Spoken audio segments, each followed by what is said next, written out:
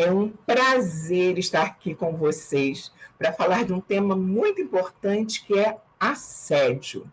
Meu nome é Ana Cláudia Teodora, sou psicóloga clínica, implementadora da NR1 e estou aqui no Rio de Janeiro.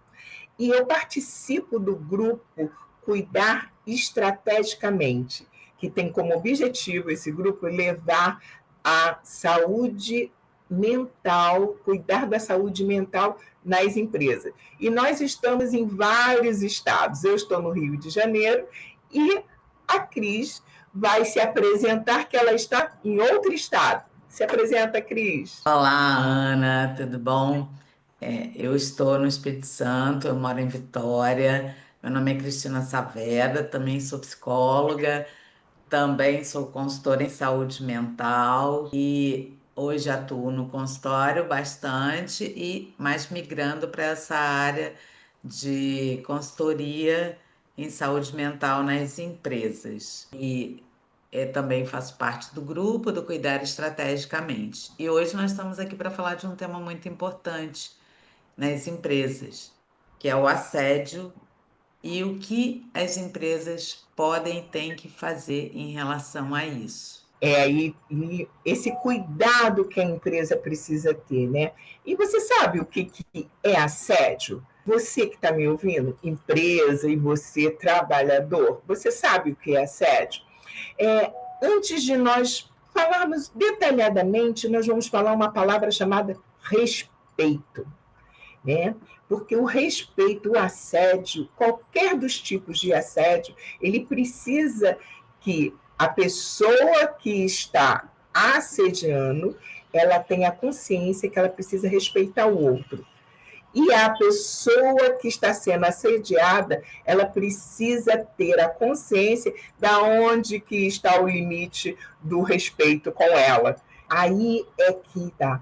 Então a empresa ela precisa cuidar disso para que essa falta de respeito com o outro ela não vire um conflito, ela não vire um impacto nos resultados da empresa, ela não vire um impacto nas relações nas empresas. Então, é muito importante que as empresas fiquem atentas. E nós temos alguns tipos de assédio que nós vamos estar falando aqui.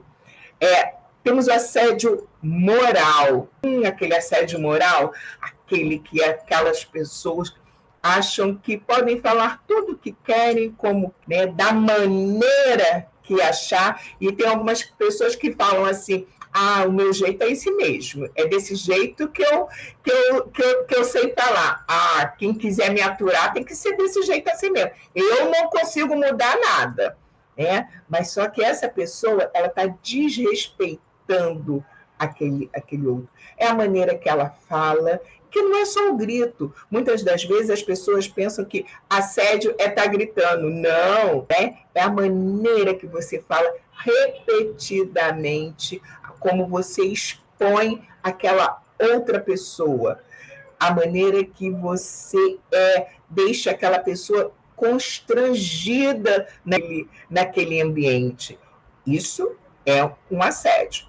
Aí tem o assédio sexual, que a maioria, quando fala assédio, é o primeiro que se pensa, né? Quando aquela, ou tanto a chefia, ou pode ser o contrário também, não só a chefia assediando sexualmente, mas também o subordinado assediando a outra pessoa, ou os pares, né? Quando não tem respeito com o corpo da pessoa, quando não tem respeito com o que fala com aquela pessoa de uma forma obscena, de uma forma vulgar.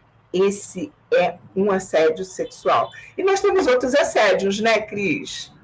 Sim, a gente tem o assédio psicológico, que é muito comum também, que é esse também humilhar o outro, falar de uma forma inadequada, desrespeitar o outro. Tem o assédio virtual, que acontece também, não só no meio corporativo, mas também quando as pessoas no grupo da empresa ou o gestor chama a atenção de algum colaborador de forma inadequada. Isso também é uma forma de assédio. E é importante a gente lembrar, né, Ana, que todos esses tipos, independente do tipo de assédio, é, ele traz adoecimento, porque ele provoca no outro uma reação de medo, de ansiedade, de angústia. O colaborador, a pessoa, até fora do ambiente empresarial, nunca sabe o que que vai acontecer, o que que pode esperar do outro Uhum. naquela situação. Então, tá, é aquele famoso pisar em ovos. Está sempre pisando em ovos, né? É, e tem isso mesmo, tem que ter bastante atenção nisso, e também tem um assédio organizacional que a própria organização estimula que Sim. existe um conflito entre um funcionário e o outro, quando fazem umas metas, aquelas impossíveis, que não tem condições da pessoa referente cumprir, e isso tudo, como a Cris falou, ela afeta na saúde emocional do trabalhador, quando ele sofre referente a esse do assédio. E qual seria a responsabilidade da empresa, Cris, para poder estar fazendo, quando ela percebe, o que, que ela precisa fazer quando ela percebe? Qual é a responsabilidade dela referente ao assédio? Então, né, a gente tem a Lei 14.457 de 2022, que ela alterou a Constituição da CIPA. Então, as empresas que têm CIPA, que é Comissão Interna de Prevenção de Acidentes, passou a se chamar CIPA-A, Comissão Interna de Prevenção de Acidentes e Assédio. Então, é obrigatório que a empresa disponibilize, quer dizer, desde 2022 já é obrigatória a lei que obriga que as empresas disponibilizem um canal e tenha ações de prevenção de assédio. De novo, como a gente falou no início, não é só assédio sexual, é assédio moral, qualquer tipo de assédio. E além disso, nós temos a famosa NR1, que veio, que passou a ser obrigatória a partir desse ano, mas com penalização pecuniária, com multa a partir do ano que vem, que também obriga que as empresas tenham ações em relação a isso. Isso. E ela precisa identificar, né? Ela precisa dar condições para esse funcionário falar sobre isso. Ela precisa capacitar os seus líderes, porque os líderes precisam ser capacitados para poder identificar e não deixar que esse assédio vire referente a um conflito. Então, ter essa atenção, ter uma política dentro da empresa para que possa facilitar essas relações. E alertar aquele assediador, né, que não é papel dele fazer isso, que ele precisa também olhar como que ele fala, e que é responsabilidade dele, sim, saber como que ele fala com o outro e como que ele respeita o outro, né? Ah, E aí ele tem que ter esse cuidado. E aí os funcionários, o que a ação do trabalhador, onde que entra o trabalhador aí, quando ele é assediado, quando ele faz também, aonde que entra. pois Diga. é, eu penso que assim, né? Quando ele assedia, muitas vezes ele tem conhecimento, mas outras não. Não tem Uhum. noção de que aquilo é um assédio. Porque por muitos anos, vamos combinar, alguns comentários eram tidos como natural. Alguns comentários racistas, preconceituosos, homofóbicos eram tidos como naturais.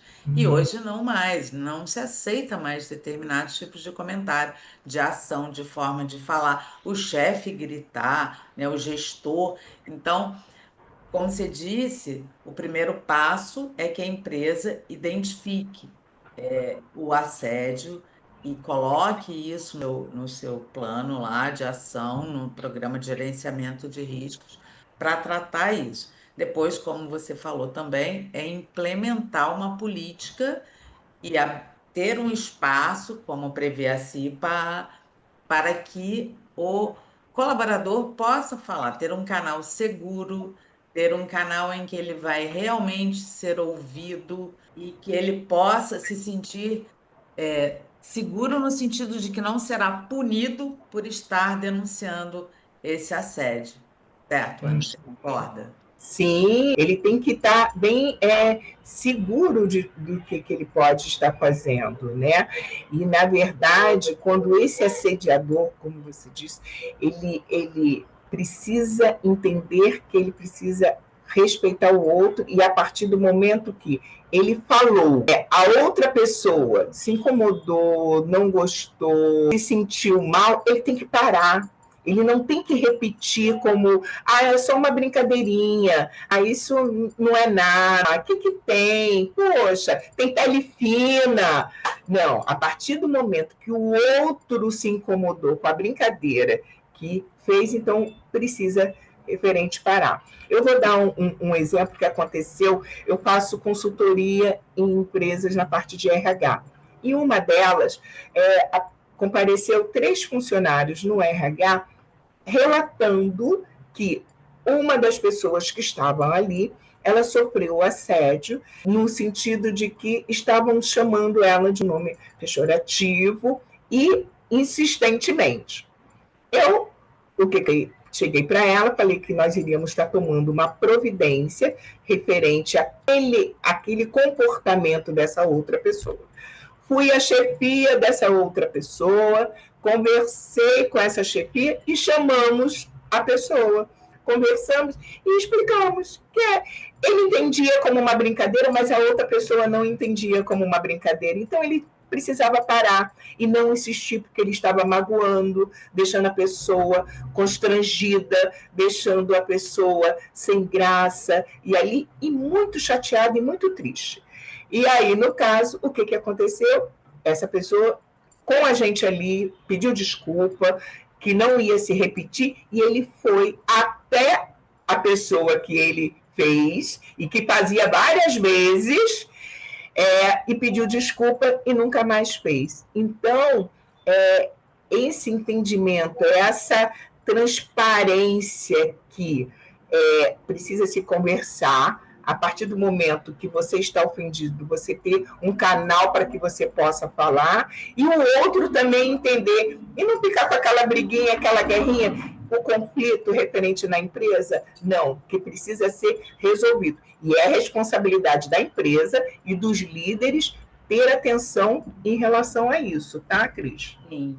E é por isso que é o que você falou, é importante capacitar os líderes para que eles consigam identificar e agir, como você disse, né? Ter a sensibilidade de perceber, abordar, porque a própria NR1 exige que os líderes sejam capacitados para isso, né? E outra coisa, esse exemplo que você deu mostra que a cultura da empresa, se é uma cultura de respeito, se é uma cultura organizacional que valoriza o diálogo, que valoriza a resolução de conflitos, isso ajuda a prevenir o assédio e a combatê-lo, certo? Então, quando a empresa ignora o assédio, ela vai só criar uma crise para amanhã, porque a gente sabe que o assédio traz presenteísmo, turnover, aumenta todos esses índices. E eu, como ainda estou um tanto no consultório e recebo muita demanda de pessoas que têm problemas emocionais por conta do trabalho, então as pessoas já acabam se afastando, sendo afastadas do trabalho por crises de ansiedade e ficam 90 dias, é um período muito grande. Isso acarreta uma perda financeira para a empresa também. Sim. E Então, elas ficam afastadas, né? E com um clima dentro da empresa, que é esse retorno que ela não consegue mais produzir da maneira que ela produzia, né? E muitas empresas, sabe, Cris, assim, de experiência, de observação, às vezes tem aquelas chefias que eles dão bons resultados, aí a empresa finge que não vê, porque aquela chefia dá o resultado e ela não pune ou não chama atenção que ele está sendo o assediador, por causa do resultado que ele dá. Mas aí é preciso ter um olhar que esse resultado ele está sendo com qualidade, ele está sendo um resultado de qualidade na relação. A sua empresa realmente, a equipe, ela trabalha unida, ela trabalha com uma leveza, sendo assediada ou sendo ameaçada de demissão, sendo ameaçada do que vai fazer, que vai estar punindo, se não cobrir a meta, vai estar fazendo de uma tal maneira. Não estou dizendo que não tenha que ter pressão, não estou dizendo que não tenha que cumprir a meta, mas é o como falar. A maneira do como falar é que vai fazer toda a diferença, tanto para quem vai estar que está pedindo algo, para quem que está recebendo algo, né? Sim, e aí a gente vê, né, que pelo menos no consultório eu presencio muito pessoas que, quando pedem demissão, elas sentem-se aliviadas. Aliviadas. Todos precisamos trabalhar. A pessoa, ela precisa sair, buscar outro emprego, buscar outra fonte de renda, de remuneração, porque aquele local está adoecendo ela, onde deveria ser um ambiente saudável, um ambiente de cooperação, um ambiente de desenvolvimento humano, acaba sendo um ambiente adoecedor, repressor. Então, o que eu penso que é muito importante a gente deixar claro que, como você disse muito bem, se eu falo e o outro se ofende, não é brincadeira. Eu preciso aprender a respeitar. Eu costumo dizer que brincadeira é algo que é divertido para os dois. Eu falo algo e que você se sente ofendido, não é Não é brincadeira. brincadeira. Então, é importante a gente alertar, primeiro, que existem diversos tipos de assédio, que não é, a gente está muito acostumado a ouvir assédio sexual, mas existem outros tipos. É importante que os colaboradores também conheçam esses outros tipos de assédio, que as empresas tenham um canal para que o colaborador se sinta seguro e à vontade para poder fazer uma denúncia que vai ser ouvido e que os líderes sejam capacitados e sensibilizados para isso e que a empresa também promova uma cultura de, de respeito, de reconhecimento, de diálogo.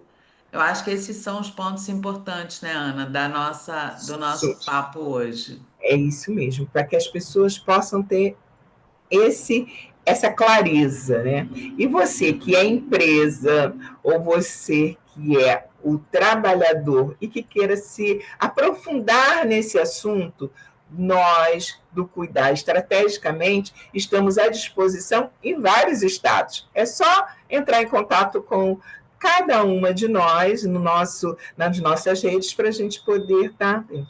E o cuidar do assédio na empresa é um ato de segurança no trabalho, de segurança ocupacional, sim.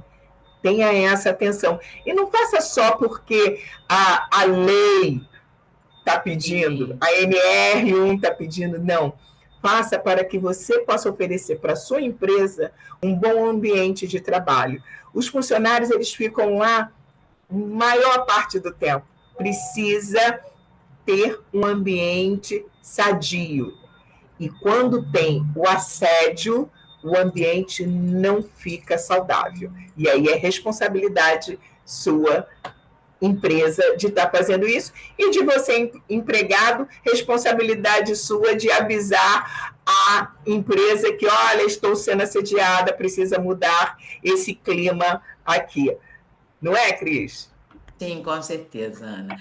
E vamos convidar vocês, como a Ana disse, tanto empresário quanto empregado, né, a nos seguir aqui no nosso canal, Cuidar Estrategicamente. Também seria legal a gente divulgar as nossas redes, né? A minha é Cristina Saveda, meu Instagram, cristinasaveda.psi. O seu, Ana? psicóloga Ana Cláudia Teodora. Muito bom esse bate-papo, acho que é importante esclarecer a sociedade de um modo geral. Desculpa. Enfim, e nos acompanhe para novos conteúdos. Isso. E se você quiser alguma sugestão, quer dar alguma sugestão de temas, pode colocar aqui também, interage com a gente, vem, tá? E cuide do assédio na empresa. Veja se você está sendo um assediador ou se você está sendo um assediado. Obrigada pela presença de vocês, hein? Obrigada. Tchau. Tchau.